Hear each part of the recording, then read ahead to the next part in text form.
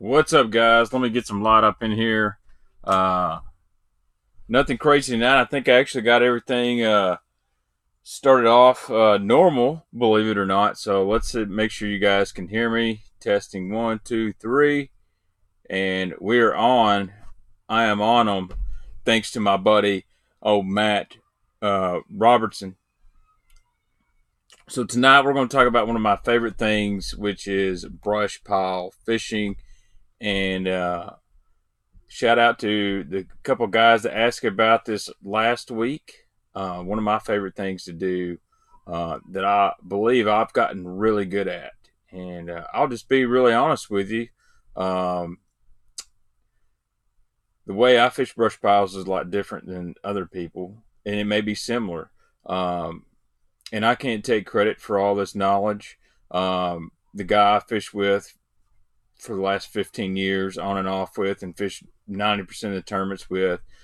Jeff Defew, he's a hammer here on Kentucky Lake and is known as one of the best crankbait fishermen out there, but he's also sneaky good brush pile fisherman. And we have learned a few things over the years to get them to bite out of the brush when other guys can't. And you know, there's some tricks to it. So, I'm going to start off talking about how I really approach a brush pile and where other guys differentiate, and then we'll get into baits and stuff like that. So hopefully everybody's doing good this evening. I do not throw swing head on brush piles. That is an absolute going to get you hung up. I'm not much of a fan on it now.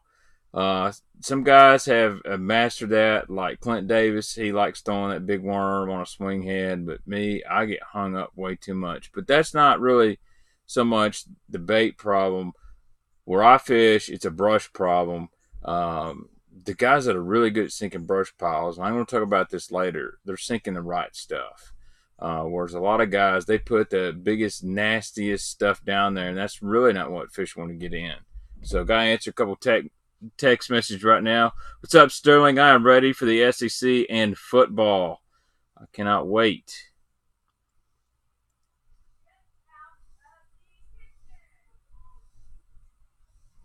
My buddy Ronnie Critchlow owns Strike Force Fish Attractants. He's texting me, so I got to make sure I text him back.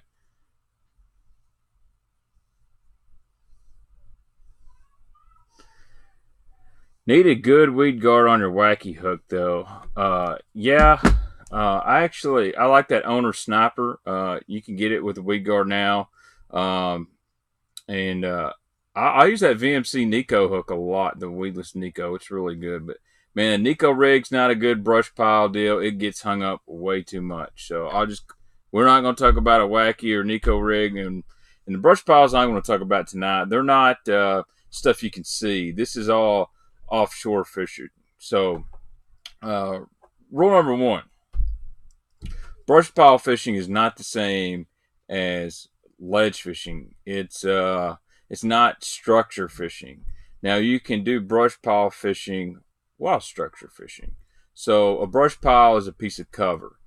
Structure is a change along the bottom, whether that's usually a natural change. And it could be a roadbed, it could be a ditch, it could be a ledge, a hump, a creek channel swing. All that is structure. Almost any lake in the country is going to have an irregularity somewhere on the bottom. Your Florida bowl lakes, a lot of that's just big shell beds, a gradual slope, small change in the bottom. A brush pile is a piece of cover. Now, brush pile differs from lake to lake. Personally, I like fishing sunken logs or just small pieces of brush. I don't like fishing Christmas trees and stuff like that. I want, 3 to 4 foot brush piles that stick up 3 or 4 foot off the bottom. But brush pile fishing is relative. I know in Arkansas and some other places, the Ozarks, they fish, really wide, long brush piles. Where at Lake Lanier, Georgia spotted bass lakes, they like to fish really tall brush piles. Those fish can get up and suspend.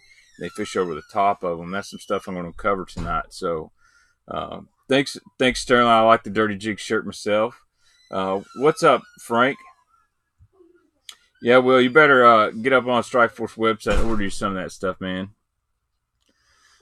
Man, hopefully I can cover everything because I'm going to go out with my wife here after the live stream, take me a good old shower. So, yeah, so Mason makes a comment, ton of cane piles down here in Central Texas. Yeah, your blueback herring lakes, good example. Lake Hartwell, Lake Murray, when Justin Atkins won the Forestwood Cup, he was actually fishing brush piles, but he was fishing it on top water. And I'm going to cover that, and I've got some baits here for that. And matter of fact, got one that Justin Atkins endorses quite a bit. It's a really, really good bait. So now that we got that under the way, so the places I'm going to look for this time of year is different than what I'm going to look for in the spring. In the spring, I'm going to look quite a bit shallower. I'm going to fish brush in like 6 to 10 foot of water for the most part. This time of year, dog days of summer, and it is hot. I mean, it is super hot. My sweat is sweating hot. What's up, Kevin Bolton? I'm going to fish brush in that 12 to 20, maybe even 24 foot of water. Now, if I'm fishing like Barkley, I might fish even shallower, but I'm going to fish places that's got little springs around them, cooler water. We'll talk about that another time. Matter of fact, I got some stuff with Jake Lawrence I hope to get up this week, how to catch these bass really shallow and covered this time of year. But I'll answer a few questions, then I'm going to get on to how I actually approach a brush pile, after I found it on the graph. I really probably should have did some drawings and stuff like this, but man, it's my first day off this week. I wasn't going to sit in Photoshop for 6 hours. Jason Beck fishing. A lot of lakes here in Jersey, they drown Christmas trees for crappies, but the bass hang up in them and well. I have a love-hate with the Christmas trees. I think they're too thick here for bass. They're really good for crappie. When you sink them vertically, those crappie really suspend on them in the bait wheel and they'll feed, but for some reason, bass here, they just don't like it. And that's one of my points is every lake kind of has its own identity with brush piles. The fish seem to relate to a few things better than more. One of the big things here is I think people try to make brush piles too thick and too big. Me personally, there's a specific type of tree I really like, and it's got a really smooth bark. And I can tell you without a doubt, they get in that brush better than any of the other piles I fish. That or we sink some logs. What's up, dude? No one wants to see no dinosaurs. Brooks is here. This is Baitman Jr. Look at the camera. Say hi. So what's up? Tell you been playing Call of Duty? We're playing Call of Duty. Yeah, he plays Call of Duty. So we're going to answer some questions, bud. All right, let's see here. Structure is permanent irregularities. Covers not. That's correct. Correct. Do I have anything special to sink brush on a Kentucky lake? Me personally, no, I don't. But I have access for ways to put brush out. And it's been a while since I've put any out. So all that credit goes to the guy I fish with. And I won't be giving you the waypoints, just to let you know. But if you find something on the north end of Kentucky Lake, I have a good idea where it probably come from. But what's up, Big Red Bass? What's up, Wade Weems? So if you're just now tuning in, you never joined one of these streams before, do me a favor, hit that subscribe button and hit that like button. I'd really appreciate that. And you see this little graphic, all these companies here, they help me out. So when you get a chance to support them, I'm not asking for you to spend your paychecks, but hey, you go to 6 Cents website, use that code Baitman, get you 10% off. Let Scott a Hog Farmer know you watch the show. We're going to work on something for all you baitmen out there. And, Bass Mafia takes care of me and Angler and MTB. So, anyway, right. Colin's right. A lot of people, they sink brush piles or they sink cover, which is made of PVC pipe, drain pipe. And that's great. You can apply most of these taxes, same thing. But I personally talk about natural brush. It was once a tree or a bush. So, what's up, Adam MacGyver? Man, I hadn't seen you in a while, bud. He has gotten huge, man. He's going to be wearing my clothes soon. So, you like to fish, Brooks? Mm-hmm. Yeah, what's your favorite bait? Swim bait. Swim bait. Yeah, that's right. That's why we call him swim bait. So, all right. So now that we've got all that brush pile stuff, that part out of the way, when you find a brush pile and you say, "I want to fish that. It looks good." The way I approach a brush pile is a little bit different. Most guys are going to come right in there. They're going to mark a waypoint right on the brush. They're going to make about 2 casts with a football jig, go up and down. Oh, he's not there, and I'm going to go on. Me, going to fish that a little bit different. So what I like to do, and one thing we've kind of learned is when you scan these brush piles, it's great to mark the pile. But if you will look on side scan and you're down imaging, a lot of times those fish aren't positioned in the middle of the brush pile. They are off to the side a little bit. They're a little bit past it, or they're a little bit before it. Sometimes there's a group, 2 or 3 fish. You got one fish in the brush pile. You got one on one side, one on the other. This isn't the time to be making Call of Duty noises. But you can hang out here. But so that leads me to this. So instead of me making one cast right down the pipe, I'm actually going to kind of fish my way up to the brush pile. Almost like if you're ledge fishing, instead of throwing right in the middle of the school, starting outside and work your way in. Just pretend if you've got a brush pile you've marked on your screen, on your Lowrance or Humminbird, put a 20-foot radius. Actually, put about a 30-foot radius. That's your kind of juice. That's the area you really want to look at. And what a lot of people don't realize is because you mark one pile, there could be 2 or 3 little pieces over here to the left or right that you didn't really pay attention to because you went straight over the brush pile. You didn't look at, if you didn't have side scan on, you wouldn't see out to your side. So I'll tell you this: there's a lot of stuff I fish that we got. There's one pile north of us, one to the east, one to the west. Kind of got a little triangle within 50 yards. So instead of making the cast right down the pipe, I will kind of fish my way up to it. Now, if I don't get bit in the first couple casts, I don't just move on to the next brush pile. I will change angles. I'll throw backwards. I'll get on the other side and throw back toward my boat was a couple times. And then I'll also work at about a 45-degree angle. Sometimes it's just a matter of getting the right angle. My biggest tip on fishing a brush pile is, one, fish it methodically, and fish your bait all the way back to the boat. I don't know how many times I've been fishing, whether it's a worm, a jig, a crankbait, even a swim bait, because I do throw swim baits in brush piles, and I've caught a fish with less than 15 foot of line in, or it hits me right there at the boat. Or maybe I've already come through the brush and I'm midway back and boom, I get a bite. That's why I really stress, guys, it's really hard to do, and you got to fish really slow, especially this time of year. But if you can fish that bait all the way back to the boat, you're going to catch a lot more fish, because you're going to catch fish that a lot of guys are just trying to blow by. They want to make the easy cast. If it don't bite in the first 2 casts, they want to go on. And, you know, that's something me and my partner call, you know, we really like to milk it. You know, we soak the worm, as we said. We'll put that worm right in there and we let it soak around in that brush pile before we move on. Or then we'll go to the next brush pile and do the same thing. So one advantage you've got in a buddy system, one guy in the front of the boat, or both of you are in the front of the boat fishing, however you want to do it.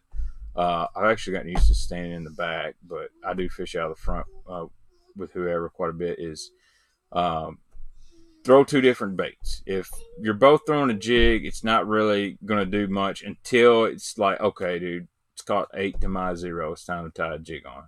I mean, be smart about it. But I personally, if Jeff's throwing a jig, I'll throw a worm. If he's throwing a big worm, I might go down to a shaky head worm. Or maybe I'll go to a jig. Or maybe I'll go off the grid and, you know, I'll throw something I'm fixing to talk about here in just a minute. But brush piles, again, if you can find one, chances are there's more than one around. And places I like to look for is, you know, creek channel swings near the mouth of the bays, I don't fish as many on the main lake, uh, and maybe I'm giving up too much, but this time of year, a lot of people are fishing way too. Brooks, Didn't mean to do that. dang it, son. Well, you know better than playing with that. Daggum kid. I have one of those touch screens on my laptop, and he was dragging his whatever dinosaur across the screen. Anyway, thanks, Matt Birch. But I'll answer a few questions, and I'll talk about some areas I like to find these brush piles in. Let's see. I hear people say shade side first. What do you think? Shade doesn't matter when I'm talking about this kind of brush pile fishing. Uh, when you're thinking about seeing brush on top of, the bank or one around, then I would agree fish the shady side first. That's probably your most productive. But the stuff I'm talking about, big red bass, we're looking, 10, 12, 20, 30 foot deep. Would you consider branches cut from a tree and bound together as a brush pile and it being anchored above? Absolutely, man. Joe, that's good because some stuff we used to put out was merely 4 or 5 logs that were about this long, put together and 10, 15 foot apart. And the reason we did that, it's kind of hard to run a crankbait through a bunch of branchy stuff, but you can throw a crankbait and it would just bounce and go crazy over those logs and you don't get hung up. So I probably said too much there, but the problem with the logs is they don't last very long. For some reason, the current can really roll them around. And if you ever get hung up, you're not getting out of a log. So, would you throw an Alabama rig right now? Man, if the fish are really suspended, I might. I personally am anti-Alabama rig, but if you get beat by it enough, eventually you have to fish it. But right now, it's kind of not the time. I'm going to fish an Alabama rig. Thanks, Chad Zone. If you're interested in these hats, man, go to ononfishing.com. It's my buddy Matt Robertson. He just dropped a new MILF Life hat for guys that like to fish milfoil. I think Seth Fighter's going to be sporting one then. And then he's got one that I really should have. It says awful. But if you guys think you want Matt to make some Jaints hats, let me know and what color you would like. Because I'm thinking about letting Matt make some Jaints hat like this. These are a Pacific headwear. It's a snapback. And yeah, my hair's falling out, so I'm just going to wear the hat. So my hair is awful, but my hat is on them. Baitman, how much for that terminal coffin behind you? I want one real bad at $50. My wife would never give me my peanut nuts back. Man, that one's not for sale. Neither is this one. I tell you what I'm going to do is this fall I'm going to have a Baitman YouTube auction. And I'm going to clear out a bunch of my stuff. So I'm going to do a live auction here on YouTube. And I'm going to figure out how to do it. And I think some guys are going to get some really great deals on some stuff. So y'all keep that in mind. So. Yep, Northeast bass fishing, hit the whole pile over and over. I don't know how many times I've fished a brush pile or two till I'm blue in the face and all of a sudden to catch a 5-pounder. And so that's one thing about fishing brush piles this time of year. You're not going to get a lot of little fish. You're going to catch some Jaints. But you have got to be patient. And before somebody asks this question, before I get into the baits, I get hung up all the freaking time. I mean, like, I lose a lot of jigs and I break off a lot of worms. But I do not want to get over the top of a brush pile and start shaking my line and all this. And next thing you know, all these brush piles have algae and stuff on them. And when you get to shaking them, it really kind of muddies the water up. You don't realize that because you can't see a lot of it unless you're in super clear water. Me, I just assume to just break it off as quick as I can, let it rest for a second or two, and put that. No, I do not own a bait shop. I worked at a couple for a long, long time, and I'll be honest, I think they were pretty successful. And I actually work for Pella Windows right now. Matter of fact, guys, I just got a promotion, so feeling good about that. Red and black Jaints hat. That's because you're a Georgia fan, Matt, but I think we could probably get that done. I'm not a big scrounger guy around brush piles on Kentucky Lake or TVA lakes, um, but it will catch them, especially on the spotted bass lakes. Like the first place I ever seen a scrounger fished out deep was Lake Lanier, Georgia. The fish head spin guys had something called a fish head shaker, which was like the fish head spin with the scrounger bill, and they caught some Magnum spots. Fishing a scrounger suspended over the top of brush piles. Now on Lanier, their brush piles are like straight up and down, and you'd be fishing 60 foot of water in brush piles up in 30, and these spotted bass are suspended in 40 foot of water, and they throw those scroungers out a real light line, like 8 pound, 3/8 with a little tiny fluke on the back, and they would crush some of those big spotted bass. So that's an awesome way to catch them. But too much stuff, man. Man, I can make this a 3-hour show if I want to, but I've got somewhere to be. So I got to leave some stuff to have some really good videos. So I can't tell you all the secrets. But let's get into baits, because that's what we're here for. This is Baitman TV. Of course, I want to break stuff down even better and maybe put some real graphics on this. I'll tell you a good tip, and you'll see, is use your range rings on your Lowrance or Humminbirds. If you don't know what range rings are, Jake Lowrance is going to explain that to you this week. You're right, Jason. Not all brush is good brush. Got to start telling you, man, you're not going to be able to fish everything you got in your lifetime. Dude, I'm just going to be honest. If it's hanging on my wall, chances are I've made a cast with it, or maybe not that specific bait, but you know what I'm saying. I try not to buy a lot of stuff that Googans would buy. Well, I put that back. I said that wrong. I try not to buy a lot of stuff that I feel that's catching a fisherman, not fish.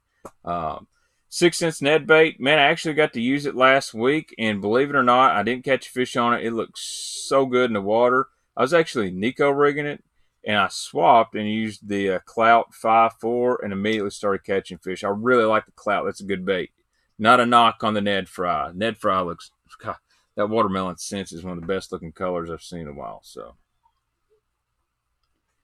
yeah, Mason, send me a message on that, bud. I'm definitely interested in that. You know, we caught some fish on Nico rig around shallow cover, but I get them hung up out deep where I fish. I have not used a Magnum Ned rig. I know Mikey Ball slays on them things, but I'm not a Ned guy in the brush or a Nico. I'm not finesse fishing brush piles. That's just me. You can do it.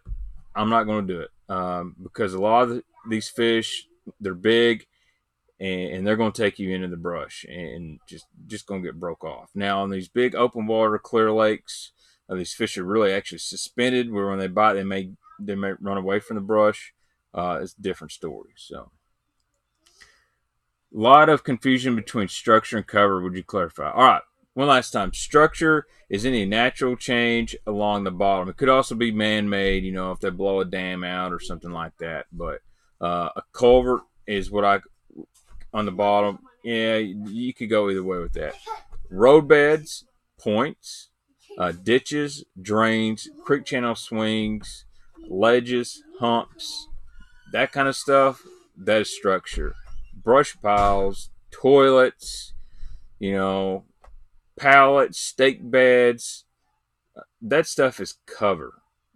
What I like to do is find a piece of structure, let's just say a submerged road bed. Maybe it's in 14, 15 foot of water, and I like to fish the brush piles on it. Or maybe I fish a creek channel swing and I fish the brush pile. So I'm fishing cover on top of structure, if that makes sense. Kind of like, we're stacking layers here. Spider rigs or the topwater spiders? I would try the topwater spider, to be honest. I got a good idea for it.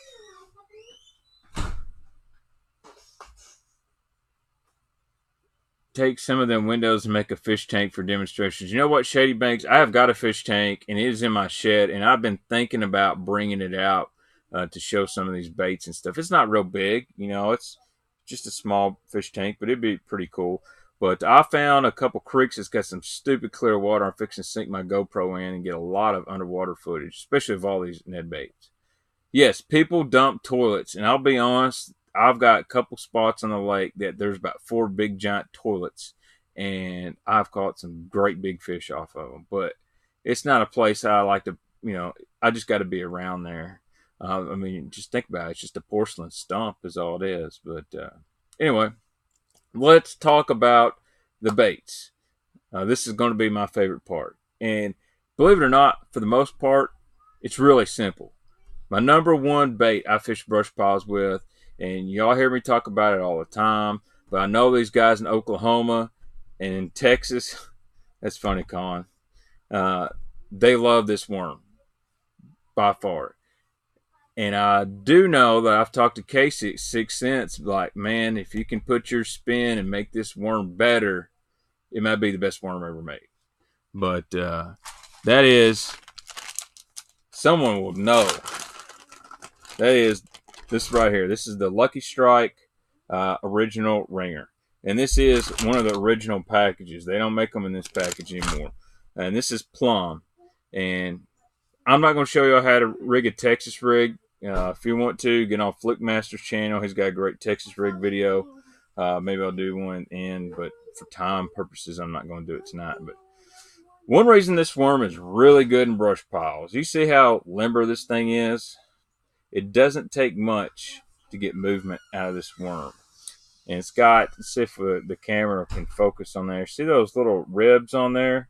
These ribs allow for 2 things. It moves some water, and believe it or not, it creates some kind of air bubble trail, which it might pop one bubble out in the cast. I don't know. But the hook can easily get through that worm, and it's also very easily to expose that. So the ribs can kind of hide your hook point, but it goes through that worm really, really good. And this big ribbon tail, it's actually one of the bigger ribbon tails you'll see on a worm. It's got a great little spiral. This is my go-to. You're going to ask, what size weight do I throw? Man, for the most part, I stick to 5/16 or 3/8. I very rarely will throw anything over 3/8 when fishing a brush pile with the worm. I think the lighter you can go, the more bites you'll get. I used to throw 14-pound fluorocarbon. Since I've kind of gone to 17. I lost a couple big fish that broke me off in brush piles, so I went to 17-pound fluorocarbon. Seaguar Brazex is really good. Sunlight FC Sniper, I usually use Assassin. Assassin's got a little bit more stretch in it, but it also doesn't take abrasion as bad. But 17-pound Assassin, or if I'm feeling froggy, I'll go to 15-pound FC Sniper. Never use anything less than 15-pound when you're fishing a big worm around brush piles. Zumo Monster, that's another good one I like. I'm not going to go crazy. Mr. Twister makes a really good, that Mag Buzzworm's a really good brush pile worm. But this worm is 9.5 inches long. You'll have to, I think you can go to tnooutdoors.com and get these. They're like $2.99 a bag. I mean, they're worth a try. But everybody I know that uses these, they catch them. Zoom Dead Wringer is very similar. Lake Fork Tackle makes a really good ringworm as well. The tail don't catch on branches. That's why I've always stayed away from river tails. Yeah, it will, but I mean, are we really worried about a tail catching on a branch? You know how many fish I've caught when I've been kind of hung up and pop it free? That's the thing. If you're worried about losing your bait, don't go fish brush piles, because I'm going to break off a lot. It's just what it is. And these fish, if you think you're hung up, just let it sit there. If there's a big fish around, he's hungry, chances are he'll bite and he'll get you unhung. So, why did they stop making 17 in red label?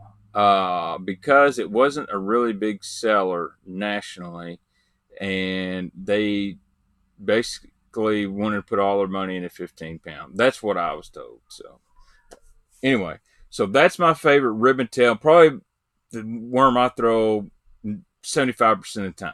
I mean, I'll take that worm with me to Pickwick, Gunnersville. It doesn't matter. If I'm stranded on an island, I'm taking a Lucky Strike plum ringworm. Now, whatever color on your home lake, use that. This is stuff I use, but I do know that works on a TVA. Second worm I'm going to use, and this is your traditional.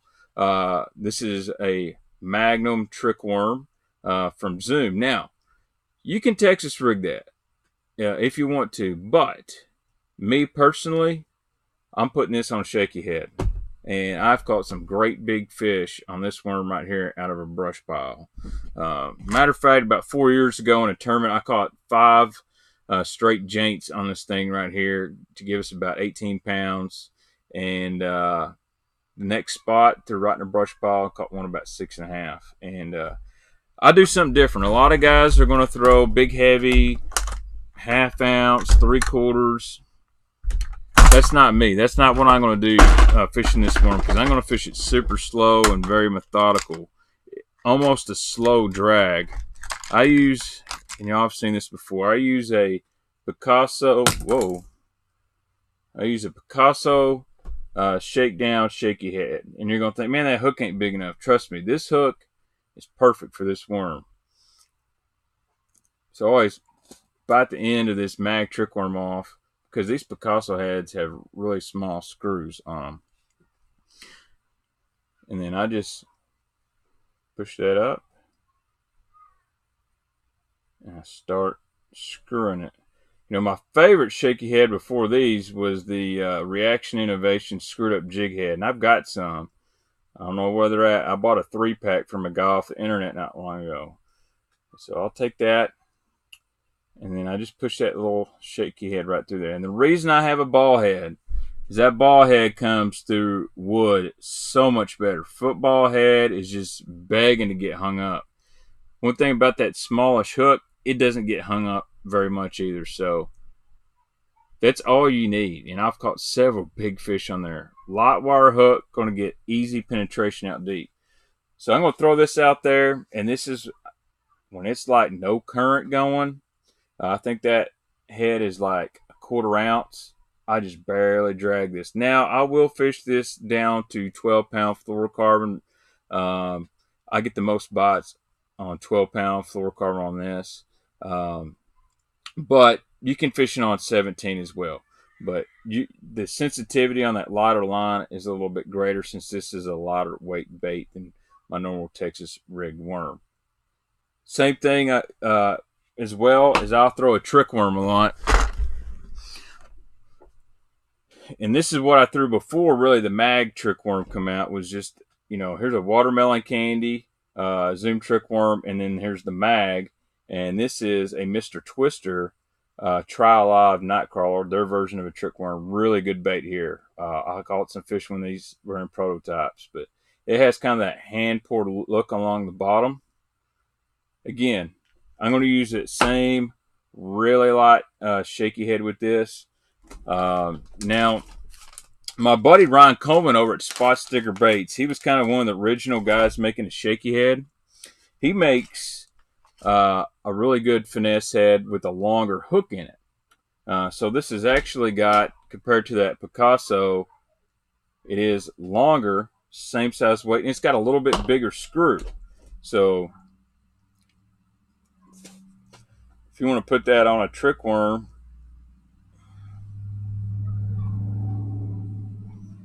and I'll do it right here. Again, bigger screw, much easier to screw on than the Picasso.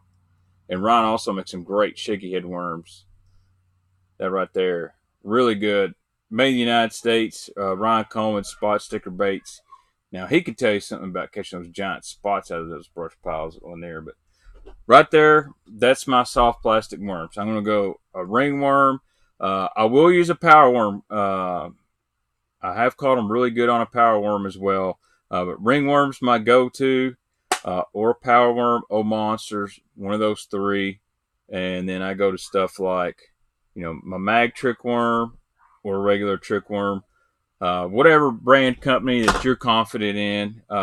The new 6 Cents Divine Shaky Worm, I have caught some fish out of brush pile on it. I'll be honest with you. But the third cast I made with it, it's a great, great worm. And I'll show that to you really quick if I can find one close by. If you guys have not seen this, and this is one of my favorite colors too, is green pumpkin blue. But the reason I really like this, and hopefully I get more time on the lake, is I was telling y'all about the ribs on that ringworm. This is basically the same size, a little bit smaller than that mag trick worm, but you're going to get that really cool softness out of that 6 Cents Divine Shaky Worm. Love that green pumpkin blue color too, by the way. So this does work. There was a reason I ordered like 10 bags of plum. So, all right, I'm going to answer a few questions, and I'm going to get back into some more baits before I have to jump off here. I've got a lot of stuff to go over, man. A lot of stuff here. So let's see. Baitman, what's one bait they stopped making that you wish they would bring back? Any company, any bait? Probably the Lucky Craft BDS 2 would be a really, really good one. Yeah. Lucky Craft BDS 2. I would say Vixen, but I'm not worried about that anymore because of Teckle and the Kick Knocker. It's the same bait. What's up, Harper Outdoors? Today I caught a bluegill that drove into a brush pile. I thought I lost him for a second. Those tricky bluegill. They will do it to you. We got a lot of road beds in Pennsylvania and house sometimes whole towns all underwater. You know, it's crazy on these man-made lakes, or at least here, how Kentucky Lake was made. They basically told all the people, get the hell out of here. We're going to make this a lake, and here's your $50 and a mule. It's kind of a bad deal. Dude, Scroungerhead and Jerky J, we'll catch him at Champlain. I got a buddy that lives up north in Oneida, and I know he catches them on that. So,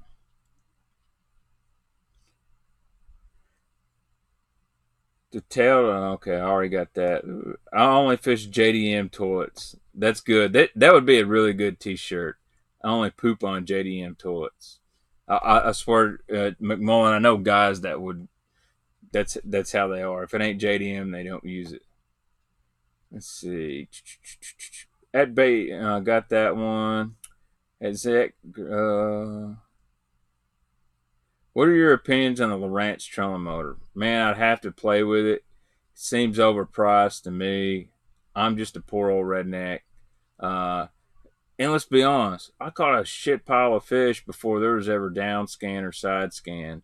You know, that's the thing. I learned to fish brush piles by going, well, if I line up on that tree and that power line over there, and with the point of this, that's when I can make that cast and hit that brush pile. There'd be guys lost if they couldn't use a GPS. Now, saying that, I don't want to go back to fishing like that. I'll enjoy the technology we got now, but it has definitely changed. When will the Divine Shaky Worm be back in stock? I'm not sure. I know Tackle Warehouse says some. Thompson's Horse, thank you so much for the $20 donation, man. I really, really appreciate that. So, how fast reel on your rod? That's a good question. So, my worm rod, 7.2, anywhere from 7 foot, 7.2, medium heavy. I don't want extra fast. I just want fast. 6.3 or 7-1. Some guys are going to go, why won't you use an 8? And I've used an 8. It's kind of really personal preference. That's a good thing about brush pile fishing. You can use a 6-1, 7-1, or 8-1. I personally just meet in the middle. I usually use a 7. But the one thing about a 6 is you got a lot more torque on those fish to kind of pull them out of there. But if it's this time of year, I really want to slow down, I kind of throw a 6 or 7. I don't want to work it too fast. 8, you can move that bait really fast, really quick. Now, I like an 8 when I'm moving a football jig really fast or hopping something. But for the most part, you just pick whatever you like. It's not like fishing a crankbait. Now, if you're going to crank a brush pile, I suggest 6-1. Yeah, that was a Zoom Mag trick worm and a 6 Sense Divine shaky worm northeast bass fishing. All right. No one talks about split shot and a fluke on wood anymore. Oh yeah, I like to do that. Let's see.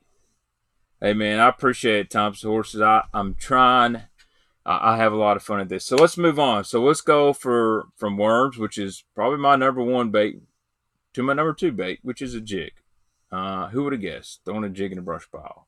So you all saw the Pickwick video. Maybe if you haven't, it's on the channel. And the one that's coming tomorrow, you're going to see a lot of fish caught on a football jig without a weed guard.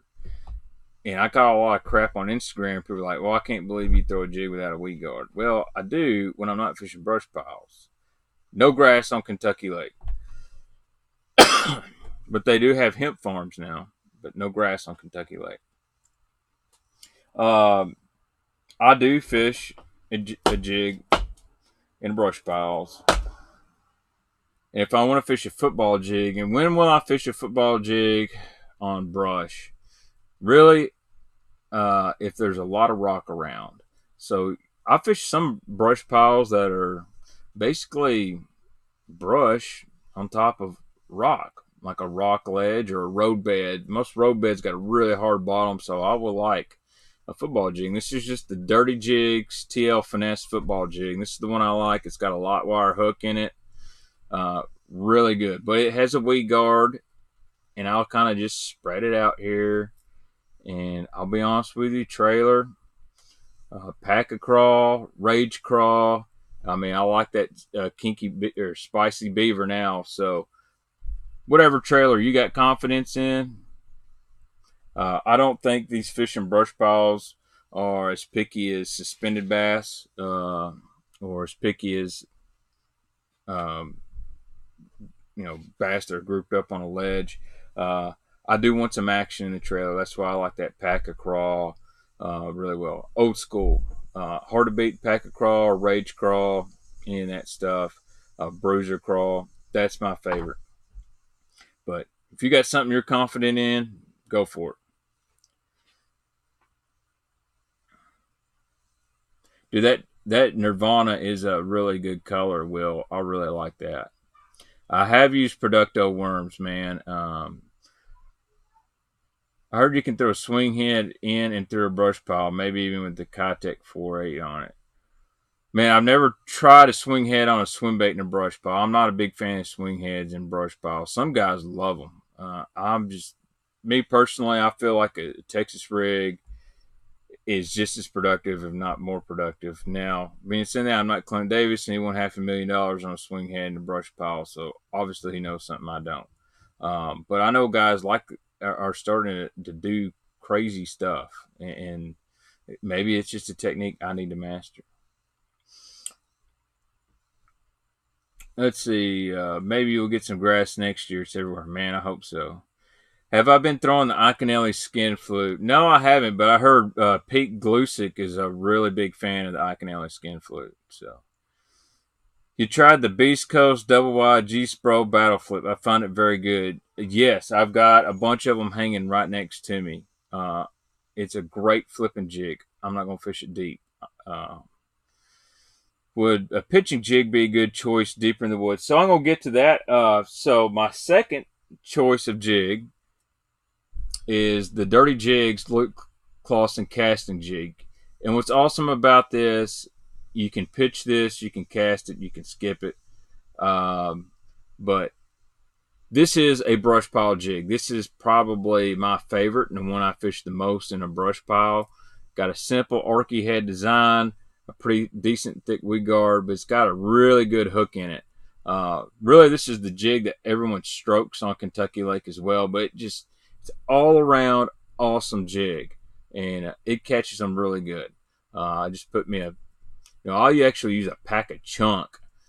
It's hard to thread in it, but the pack of chunk will stick to that, or rage crawl.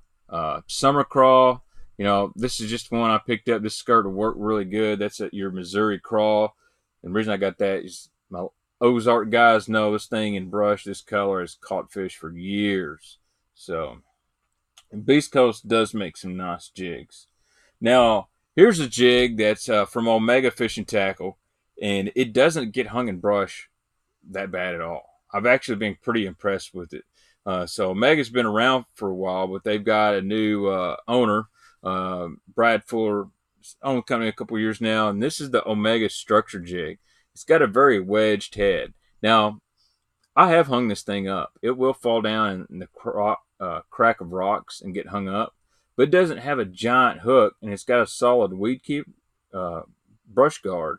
It's got a little different style hook that I'm accustomed to, but it does catch them really good. But it's not a super big profile, but it falls through those branches really well. But what I like about it is when it falls, it has that stand-up style head on it. Now, I'm not that guy that's crazy about stand-up plastics, but I do like my jig to do a little something. And it's not, I trimmed the skirt a little bit. It's not a super big profile, and that's the Omega Structured Jig. And they're always running deals. So check out Omega Custom Tackle. Follow them on Instagram and whatnot. Sometimes they'll do like buy two, get one free on their jigs and stuff. That's a color I really like. I like how they do the skirts on there. They've got a little place. I don't know if you can see this on the webcam. Place to add your little rattle. Really nice skirt on that. It flares out really, really well. But this is a good jig. I've caught several fish on this one.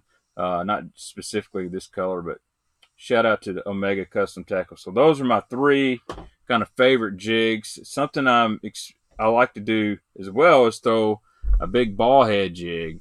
I really like the Jewel Spider jig. That's like my favorite. They make a 9/16 in it, I believe. And this is from Trophy Bass Company.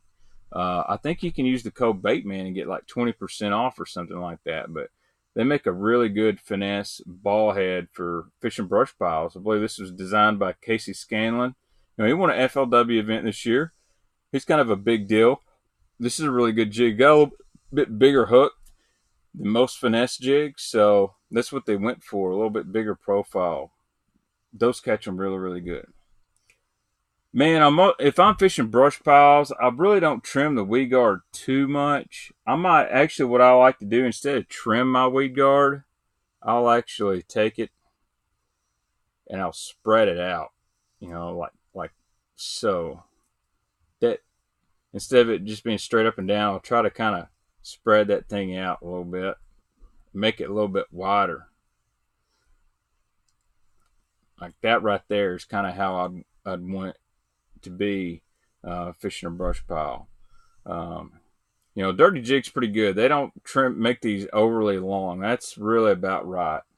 If you get them too short, you are going to get hung up. Then again, if you get it hung up, don't go over there and start making much commotion. Just break it off or just feed it some slack. A lot of times you can shake it just a little bit and it'll grab a fish's attention and it'll take off.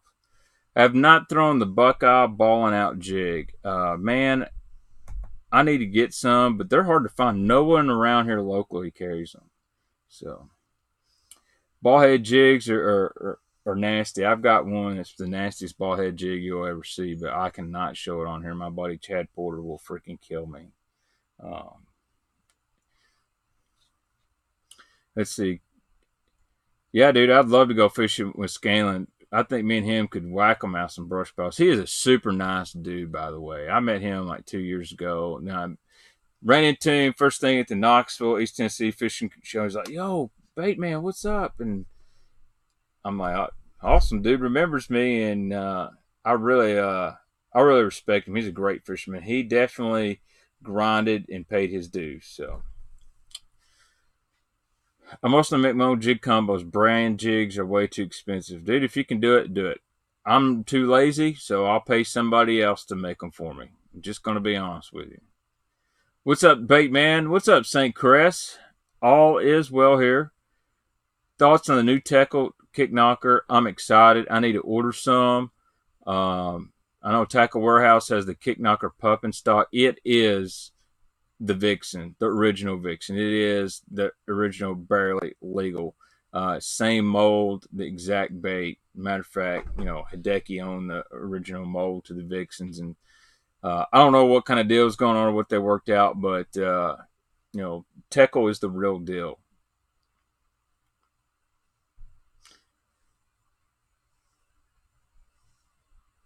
Dude, I would love to go to Bacharach. I want to go so bad. No problem, man. I need to order some. They're out of bone in the small one, but um, I'm ready. I got to look at my top order stuff, and my selection is pew. So we've covered jigs, we've covered worms. Now let's cover spinnerbaits. Believe it or not, one of my favorite ways to catch these fish out of brush piles is on a spinnerbait. Now, this is one I like to fish in clear water, and I'm actually want to fish over the top of the brush pile. And this is the Spot Sticker Mini Me. My Georgia guys know, my Hartwell guys know, when you're fishing over those cane piles, those big tall tree tops, this sucker gets bit. What makes this unique is all the weight is back here. Very small willow leaf blade. So you can throw this and just burn it past the brush pile. You can slow roll it by. This is one of my favorites. Uh-oh. Dude's texting me saying, hey man, y'all coming over?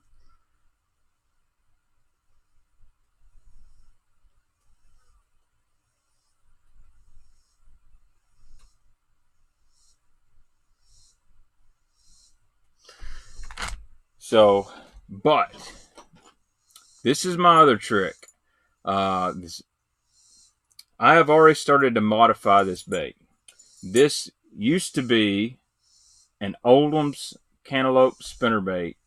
I don't know how much of one of you guys watch the Googans, but the Googans did whack them on Terry Oldham's spinnerbait in Mexico. But I was throwing this thing before those guys even knew what a Googan was. But something I've really picked up in the last year or two. Did some tinkering. I had a guy show me this. And the reason I like this is because of the screw lock, because what I'm fixing to do to it. So I went ahead and took the back blade off. So I'm going to get me some pliers here, and I'm going to open this back up, and I'm going to take this front blade off. Actually, I don't want it that long, so I'm going to cut this wire just a little bit. So I've now cut the wire on my spinnerbait.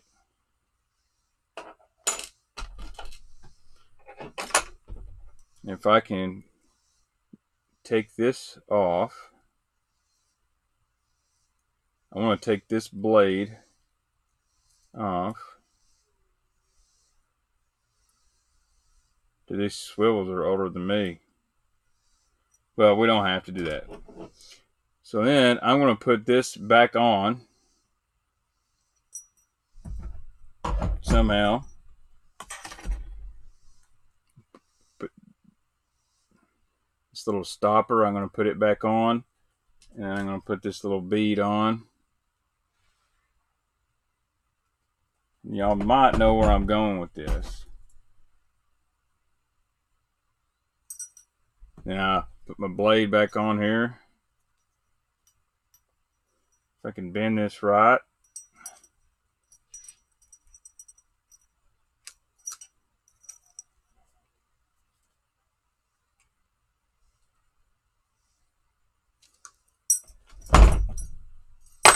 Whoa.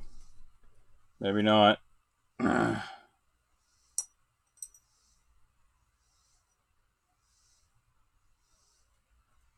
only done this about 5 times before, so it would be my luck I can't get to work tonight. Yeah, I most definitely have that thing broken.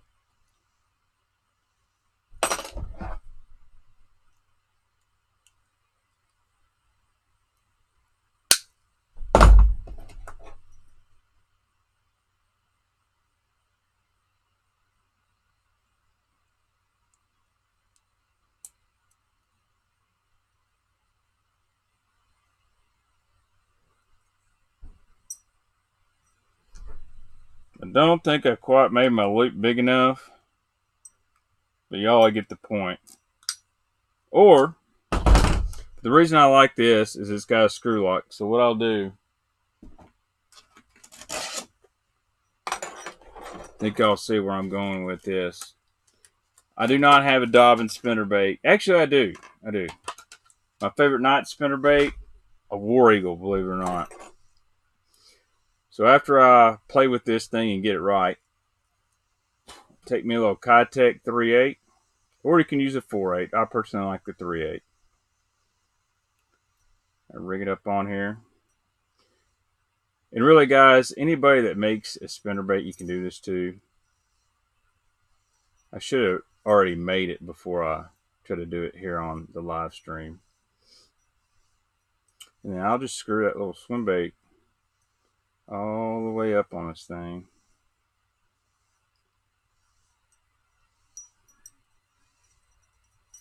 And that right there is a brush pile killer that a lot of guys probably thinking, huh? Because one thing I like to fish around a brush pile, especially as it starts getting into the fall, is an underspin. And I've got a really good one here that I like, especially into the winter. Underspin will slay around brush piles. There's spotted bass lakes, but the reason I like this is I can fish this really slow.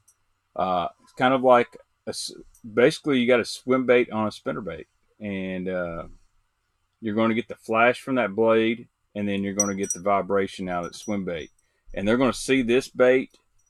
What that's going to imitate is a big gizzard shad or two swimming right by that brush pile. Easy meal.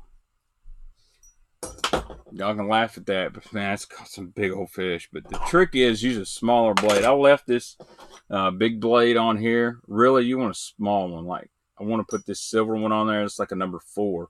It doesn't create as much lift and it spins faster. That's the big secret on this. And if you break your own, make sure you leave this loop right here. Make it big enough where you can kind of double it over. I just didn't clip it long enough there and made my loop too fast. Again, I don't make spinner baits for a living, or you can go buy one like this right here. This is a one that's already made. Just change the blade out on it. Short arm. But I really like an underspin. This is the Hog Farmer War Pig. Whatever your favorite soft plastic swim bait is, you can use a hollow belly if you want. I've used everything from a Bass Tricks on these, which used to be my favorite, to a Kitech. But slow rolling these things over the tops of those deep brush piles really catch fish, especially in spotted bass lakes. Wintertime, that's when I like to really throw these around brush piles, especially on this lake. But I like this. Got a really good blade. It's nice and painted. And Scott's got these on his website. Get them from like a quarter all the way to 1 ounce. And what I like is they don't have giant tuna hooks in them. It's just big enough for those, Kitech style swim baits. All right, let's see. Ever heard of True Bass? In my opinion, best paddle tail made. Man, I have heard of them and I've used them, and I think they're good, but they're not a Bass Tricks. And I'll be honest, they're not even a Berkeley hollow belly. But they're good. It just, that will be low on the ones I would like to use. So, love how you pull the pin on all your baits before you throw them on a jig, like Rainbow Grenade. Yeah, that's right. Let's see. My last thing I really want to talk about is my spotted bass lakes, my blueback herring lakes. Suicide Shad's a great underspin bait. It's top water. So guys are like, well, when and why would you use a top water to catch fish out of brush piles? Mason, I'll be honest, I'm not a big flashy swimmer guy. I think for weedless, yeah, that'd work. But I will throw, if I'm fishing swim bait and brush piles, I've got to have it really heavy to get down there. Unfortunately, a lot of my swim baits are small. I would rather go to something like the 6 Cents weedless Divine Head or something like that. But I really would like to see a weedless underspin. That would be pretty badass. But owner flashy swimmer would definitely work. It'd be more weedless. But the problem is, like I said, I might want 1/2 ounce in a 3-inch swim bait, and it's hard to find a flashy swimmer that size. But you can wrap lead tape around too, but it will change the action up. Guys want to know about top water on top of brush piles. I want something flashy. I want something loud. If you're going to Lake Murray, Hartwell, Lanier, stuff like that, gunfish, you can cast it really, really far. I like my chromes, and I like bone. I'm a little stick. That one right there, I know my Hartwell guys known about that for a long time. South Carolina guys. And then this is the Berkeley. This is the cane walker. Now, it's pretty loud. Very similar to a shower blow, but I'll tell you, it is a little bit wider, and it doesn't have those little feet up on the mouth. The cane walker doesn't quite spit, but it walks a little bit wider than a shower blow. This is actually a really good bait. And one thing I'll say about Berkeley, you really don't have to change the hooks out on that bait right there. Those fusion trebles are super, super sharp. But the big deal is when you're fishing those blueback herring lakes, you want these long, skinny top waters that you can work really, really fast, that are really, really loud. Dude, Chapo is awesome. So if you're fishing over cane piles, someone just said they catch them on a whopper plopper. Go ahead. That's a great bait. It makes a lot of noise. It's got a slim profile. It's loud. That's what those fish are wanting. If you can't find any of these baits, dude, guys catch them on the Super Spook Juniors, the Sammys, any of your walking baits, anything pretty loud. I know guys that caught them on pawpars above that stuff. So you just want to be able to call those bass up. But it's not a make one cast. And Mason probably knows, he lives on a blueback herring lake. It's all about timing. You're not going to fish one brush pile for an hour like you would do on a largemouth lake. You may have 40 spots, and you're going to run and gun, make 3 or 4 casts, fish, no bites, move to the next one. And eventually, you get that one magical cane pile, and they're ready to feed, and it's awesome. So, and you can catch them on some of that this other stuff, like swim baits. The Kitech 3 on a ball head, guys murder them on ledges. My wife just says, "It's got time. Can you come and say hi?" Damn, she's looking good too, guys. Anyway, I've got to run. I really feel I rushed the last half, but look at me sweating over here. Whew. God dang. I got to get on and shower, boys. But I got to jump off here. I got to go to a little fiesta with my wife and kids. And if you like this brush pile video, let me know. I really need some more visual demonstration. So, anyways, all right. You guys say what you want to see a new video of. Make sure after this video goes off, you leave a comment when it uploads, hit the like button, all that good stuff. I really enjoy chatting with you guys every Saturday night, but I've got to go hang out. Oh man, electronics. I'd love to, but I got to have some. But thank you guys so much. Again, visit all those guys. Thanks, Matt Robertson, for the hat. You guys have a great evening. God bless.